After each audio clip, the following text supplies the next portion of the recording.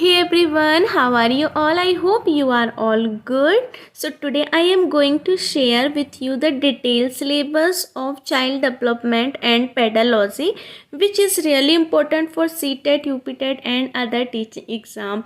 Guys, आपको पता है CDP is most important, चाहे हम CTET का एग्ज़ाम दें, चाहे हम UPTET का दें, रीट का दें, सुपर टेट का दें, कोई भी टीचिंग एग्ज़ाम दें, उसके लिए हमारा CDP बहुत इम्पोर्टेंट है। और आज हम CDP के सारे टॉपिक को डिटेल में समझेंगे कि CDP में क्या क्या टॉपिक आते हैं, कौन से टॉपिक ज़्यादा इम्पोर्टेंट है, किनको हमें डिटेल में पढ़ना है, किनको हमें किसकी थ्योरी इम्पोर्टेंट है, ये सारी बातें आज मैं इन दिस वीडियो में आपसे करूँगी। सो गाइस, पहले हम समझते हैं कि CDP का मतलब ही होता है child development and pedagogy. Pedagogy जिसको कुछ लोग पेडागॉगी भी बोलते हैं, राइट, क्योंकि इसमें जी साइलेंट है। So child development and pedagogy. So guys, ये 30 मार्क्स का CDP आता है हमारा, चाहे हम CTET दें, UPTET दें, कोई भी टेट दें, इसमें हमारा 30 मार्क्स का ही आता है। सो अभी हम बात करेंगे 15 मार्क्स की एंड नेक्स्ट फिर 30 मार्क्स तक हम कवर करेंगे। सो गाइस, जैसे कि आपको पता है कि 15 मार्क्स का जो पेपर है उसमें हमारा क्या क्या आएगा। Guys, first of all, meaning, concept and principle of growth development. Do you know guys, growth development क्या होती है? ग्रोथ हम उसको कहेंगे जैसे कोई बच्चा है, उसकी किस तरीके से ग्रोथ होती है, एंड डेवलपमेंट किस तरीके से उसका विकास होता है। तो हमें ये सारी चीज़ें पढ़नी है ग्रोथ ऑफ डेवलपमेंट में। फिर नेक्स्ट आ जाता है हमारा stage of development, childhood and adolescence. देखो, बच्चा जो स्टार्टिंग में छोटा रहता है, बट जैसे जैसे वो बड़ा होता है उसकी बॉडी में काफ़ी सारे चेंजनेस आते हैं। तो ये सारी चीज़ें हमें स्टेजेस पढ़नी है। स्टेजेस ऑफ डेवलपमेंट में आएगा चाइल्डहुड से लेकर हमें एडोलसेंस, इन्फेंसी हो गया है ना, लेटर चाइल्डहुड हो गया, तो ये सारी चीज़ें हमें एडोलसेंस तक पढ़नी है, क्या क्या इसमें चेंजनेस होते। फिर आता है हमारा थर्ड है हमारा हेरिडिटी एंड इन्वायरमेंट। हेरिडिटी समझते हैं आप एंड इन्वायरमेंट भी आप समझते हैं। हेरिडिटी और इन्वायरमेंट का मतलब होता है पर्यावरण, राइट, आनुवांशिकता और पर्यावरण। हम किन किन चीज़ों में चेंजनेस हो, जैसे हम किसी अच्छे वातावरण में जाएंगे ना तो अलग प्रभाव पड़ेगा, बट हम किसी निगेटिव एरिया में जाएंगे तो निगेटिव अलग एरिया का प्रभाव पड़ेगा।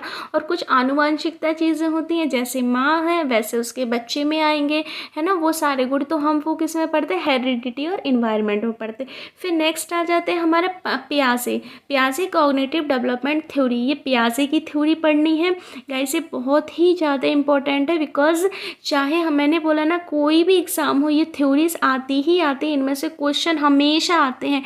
तो पियाजे कॉग्निटिव डेवलपमेंट, संज्ञानात्मक विकास थ्योरी। फिर आती है हमारी कोहलबर्ग की मॉरल डेवलपमेंट थ्योरी। पियाजे जो है उन्होंने संज्ञानात्मक विकास की थ्योरी दी है, राइट, एंड कोहलबर्ग ने मॉरल डेवलपमेंट। मॉरल का मतलब होता है नैतिक विकास, किस तरीके से बच्चे का नैतिक विकास होता है। तो कोहलबर्ग की मॉरल डेवलपमेंट हो गए। फिर आते हैं हम वाइगोत्स्की हमेशा सोशल कल्चर की बात करते हैं। वो हमेशा कहते हैं कि बच्चा जब सोशल में रहेगा तब बहुत सारी चीज़ों को सीखेगा। तो पियाजे संज्ञानात्मक, Kohlberg moral development and Vygotsky social culture, right. फिर आते हैं हम एरिक्सन पर। एरिक्सन भी सोशियो कल्चरल है, मतलब एरिक्सन भी यही चीज़ें कहते हैं कि किस किस एज में हम सोशल में रहकर किन किन चीज़ों को सीखते हैं। सो फर्स्ट पियाजे हो गया, कोहलबर्ग हो गया, वाइगोत्स्की हो गया, एरिक्सन हो गया। इस 4 इंपॉर्टेंट थ्योरीज, राइट, इनको हमें बहुत डिटेल में पढ़ना है। फिर हम बात करते हैं, नेक्स्ट आता है हमारे इंडिविजुअल डिफरेंस का मतलब होता है क्या क्या भिन्नताएं हैं, मीन्स टू से सब एक जैसे नहीं होते, सबकी सोच एक जैसे नहीं होती। तो वो सारी चीज़ें हमें इंडिविजुअल डिफरेंस में पढ़ेंगे हम। फिर जेंडर एंड सोशलाइजेशन। जेंडर का मतलब होता है लिंग, सोशलाइजेशन का मतलब होता है सामाजिकरण। हम जिस समाज में रहते हैं, हम किन चीज़ों को सीखते हैं, बच्चा किन चीज़ों को जल्दी सीख लेता है, वो सारी चीज़ें हम सोशलाइजेशन में पढ़ेंगे। जेंडर, लिंग मीन्स टू से क्या क्या चीज़ें डिफरेंट होती हैं जेंडर में, राइट, मेल फीमेल। सो ये सारे चीज़ें हम जेंडर एंड सोशलाइजेशन में पढ़ते हैं गाइस। ये 15 मार्क्स का रहेगा और 15 मार्क्स में मैंने आपको सारी चीज़ें ये बता दी, राइट। अब हम आ जाते हैं 5 मार्क्स की तरफ। 5 मार्क्स है हमारा इंक्लूसिव एजुकेशन। मीन्स टू से इंक्लूसिव एजुकेशन का मतलब होता है समावेशी शिक्षा। समावेशी शिक्षा का मतलब है हमें सभी को एक जैसी शिक्षा देनी है, राइट। लेकिन एक जैसी शिक्षा हम नहीं दे सकते हैं बिकॉज काफ़ी सारे जो बच्चे हैं वो सेम नहीं होते। बट इंक्लूसिव एजुकेशन में कहा गया है कि जो भी गवर्नमेंट स्कूल है हम सारे बच्चों को एक साथ पढ़ाते हैं ना। तो देखो कॉन्सेप्ट ऑफ इंक्लूसिव एजुकेशन, हमें बच्चों को साथ रहकर पढ़ाना है जिसको बोलते हैं समावेशी शिक्षा। फिर नेक्स्ट आता है हमारे चिल्ड्रन एंड स्पेशल नीड। अब CWSN का मतलब होता है जो बच्चे स्पेशल होते हैं, जैसे कि कुछ बच्चे ऐसे होते हैं जो देख नहीं सकते, सुन नहीं सकते, मतलब विभिन्न ऐसे बच्चे होते हैं, उनको किस तरीके से पढ़ाएं, तो फिर उनको हम अलग तरीके से पढ़ाएंगे। तो ये सारी चीज़ें हमारी आ जाती है चिल्ड्रन विद स्पेशल नीड्स के अंदर, राइट गाइज। नेक्स्ट के हम बात करें addressing learning from diverse background. Learning का मतलब होता है सीखना। हम विभिन्न बैकग्राउंड में रहकर किस तरीके से सीखते हैं, ये सारी चीज़ें। फिर आता है हमारा अंडरस्टैंडिंग लर्निंग डिसेबिलिटी। डिसेबिलिटी आप समझते हैं, बच्चा डिसेबिलिटी का मतलब होता है लिखना, पढ़ना, बोलना। बच्चा कैसे सीख रहा है, किस तरीके से सीख रहा है, डिसेबिलिटीज़ उसमें है तो वो कैसे सीखेगा। स्लो लर्नर होगा तो वो कैसे सीखेगा। गिफ्टेड बच्चों को हम कैसे पहचानेंगे, क्रिएटिव चिल्ड्रंस को हम कैसे पहचानेंगे, क्या उनमें गुण होते हैं। तो ये सारी चीज़ें हमें पढ़नी है इस टॉपिक में। Understanding learning disability, slow learner, gifted, creative children, right. And next आता है हमारा role teacher in inclusive education. एक टीचर का क्या रोल होना चाहिए इंक्लूसिव एजुकेशन, मीन्स टू से समावेशी शिक्षा में एक टीचर का क्या रोल होना चाहिए। आपको पता है आप टीचर बनने चाह रहे हैं, एक टीचर एग्ज़ाम की तैयारी कर रहे हैं, तो हमें किन किन चीज़ों का ध्यान रखना है, वो सारी चीज़ें हमें इंक्लूसिव एजुकेशन टॉपिक के अंदर पढ़नी है गाइस। ये मैंने आपके सामने 20 मार्क्स का कंप्लीट कर दिया। एंड लास्ट है हमारा 10 मार्क्स, मीन्स टू से लर्निंग पेडागॉजी। लर्निंग पेडागॉजी हमारा 10 मार्क्स का आएगा। इसका मतलब होता है लर्निंग सीखना, अधिगम, राइट। और मैंने आपको जैसे कि बताया पेडागॉजी का मतलब क्या होता है, पेडागॉजी ही यही होती है कि अंडरस्टैंडिंग बेस्ड क्वेश्चन ही आएंगे। सो गाइस समझो, हाउ चिल्ड्रन लर्न, बच्चे कैसे सीखते हैं। लर्निंग प्रोसेस स्टाइल, उनकी लर्निंग प्रोसेस स्टाइल क्या है, कैसे। बच्चे को सबसे पहले हम पढ़ना सिखाएंगे, लिखना सिखाएंगे, क्या सिखाएंगे, बोलना सिखाएंगे। ये सारी चीज़ें हमें इसमें पढ़नी है, राइट। बच्चा अपने आप से लिखना नहीं सीख जाएगा, पहले हमें उसको पढ़ना सिखाना पड़ेगा। LSRW जब आप पढ़ेंगे तो ये सारी चीज़ें आप ऑलरेडी समझ जाएंगे। फिर आएंगी कुछ थ्योरीज ऑफ लर्निंग, जैसे कि आप थ्योरीज ऑफ लर्निंग में हमने पहले पढ़ी ना थ्योरी, जीन पियाजे, कोहलबर्ग, वाइगोत्स्की एंड एरिक्सन। इस तरीके से हमें थॉर्नडाइक की पढ़नी है, पेवलोव की पढ़नी है, स्कीनर की पढ़नी है, वंडूरा की पढ़नी है। ये थ्योरीज गाइस उन चीज़ों पर दी हुई है, पूरा अवलोकन इस तरीके से किया गया है जैसे कि हम किसी बच्चे को पढ़ाते हैं। ये थॉर्नडाइक की हो गई, पेवलोव की हो गई, स्कीनर की हो गई, वंडूरा की हो गई। कैसे बच्चे सीखते हैं, जब इन्होंने किसी एनिमल्स पर किसी पर प्रयोग किया तो उन्होंने देखा कि किस तरीके से बच्चे अपने दिमाग लगाते किसी चीज़ को करने में। बहुत सारी चीज़ें हैं ना। सो ये सारी थ्योरीज बहुत इंपॉर्टेंट है, इनसे क्वेश्चन बनते हैं और पेडागॉजी बेस्ड बनते हैं, तो इनको बहुत अच्छे से डिटेल में पढ़ना। फिर आता है कंस्ट्रक्टिविज्म, पियाजे और वाइगोत्स्की, राइट। पियाजे और वाइगोत्स्की संज्ञानात्मक संरचनावादी, राइट। फिर आता है हमारा मोटिवेशन ऑफ लर्निंग। मोटिवेशन का मतलब होता है अभिप्रेरणा। मोटिवेशन और लर्निंग का मतलब सीखना, राइट। मोटिवेशन एंड लर्निंग, हम कहते हैं ना, हमें किसी से मोटिवेशन मिल जाए तो हम काफ़ी अच्छे से स्टडी कर लेते हैं, हमें कोई गाइडेंस मिल जाए तो बहुत सारी चीज़ें ईजी हो जाती है, राइट। सो इसमें हम पढ़ेंगे फैक्टर अफेक्टिंग लर्निंग, किस तरीके से हम बच्चे को सिखाएं जिससे वो बहुत जल्दी सीख जाए, है ना, अफेक्टिव, राइट। फिर रिफोर्समेंट हो गया, बच्चे को जब हम पढ़ाते हैं तो पढ़ाने के बाद हमने उसको पढ़ा दिया, सिखा दिया, टेस्ट ले लिया, फिर हम उसका फीडबैक निकालते हैं, ट्रांसफ़र ऑफ लर्निंग, किस तरीके से उसने सीखा, क्या उसको सीखना ज़रूरी है, तो ये फीडबैक होता है।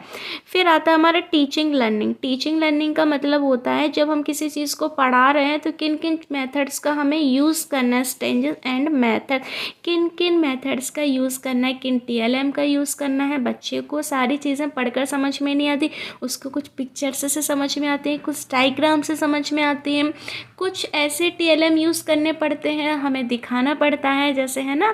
तो ये सारी चीज़ें मेथड हमें इसमें पढ़ना है।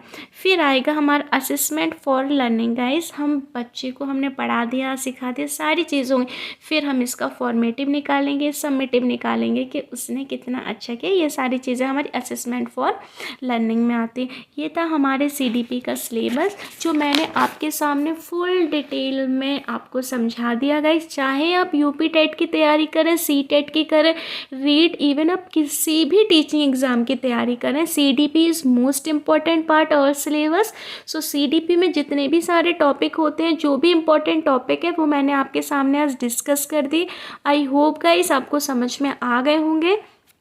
इसी तरीके से मैं कल इंग्लिश, फिर नेक्स्ट हिंदी, EVS, इस तरीके से मैं आपके सारे सब्जेक्ट को डिटेल में सिलेबस डिटेल में समझा दूंगी सारी चीज़ों को।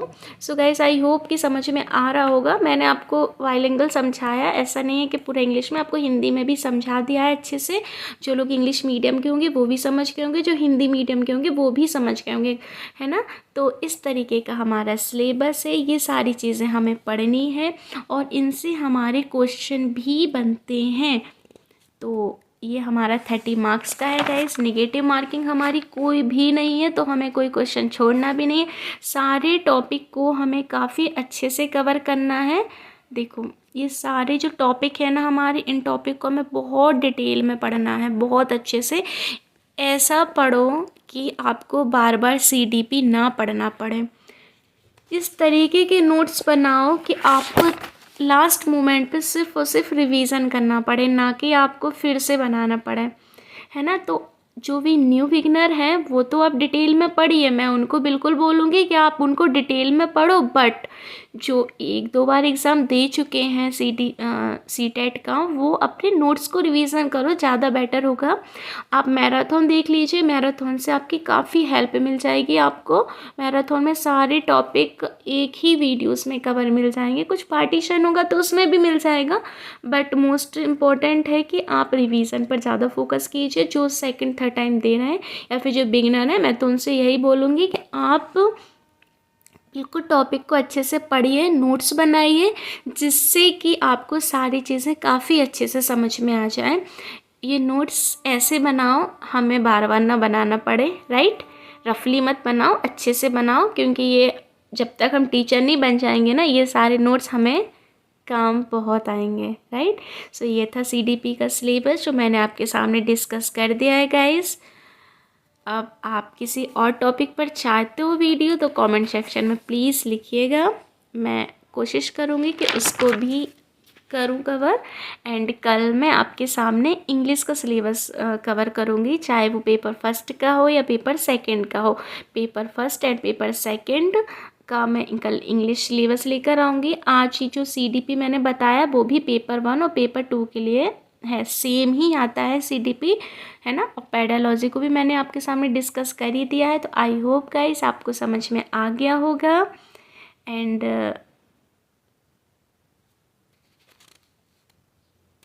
अच्छा लगे तो please like, comment, share and subscribe कीजिएगा। Thank you, thanks for watching my video.